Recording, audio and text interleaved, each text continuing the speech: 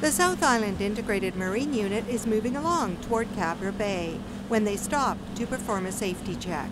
Okay, sir, under the Canada Shipping Act, I'm just going to do a safety boat inspection with you today. Do you have your operator's card and your vessel registration with you today? Yes, here's my pleasure craft operator card and my vessel registration. Excellent. And that's your name as it appears there and your date of birth? Yes, it is. I'll take your driver's license. And you have your driver's license. That's a British Columbia driver's license. Yes, it is. What length is your vessel? 7.5 meters. Officers confirm how many people are on board and that there are PFDs, or personal flotation devices, for all passengers. They check for a buoyant heaving line for rescues and that there are current and active fire extinguishers on board. On a vessel this size as well, because of the height of the gunnel, you have to have a reporting device, like a ladder or something that would go over the side. You have that, and I can see that in the front as well.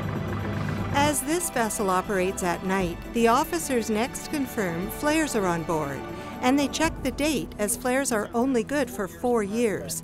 They also ask for proof of a non-electricity reliant horn, a watertight flashlight with batteries still working, and proof of navigation lights and a bilge pump.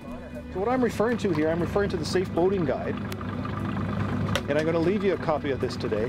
And inside here provides all of the gear that you're supposed to possess, and there's also relevant information about having a boating plan before you leave, to leave information with the people that when you're going to leave, when you're going to return.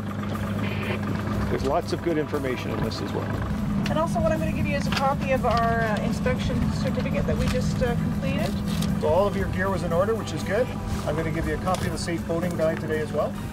We're going to have you start your engines just to make sure you can go away safely, and we're going to untie. The Royal Victoria Yacht Club is right behind me, and when we come back, some inspiration for new rugby players.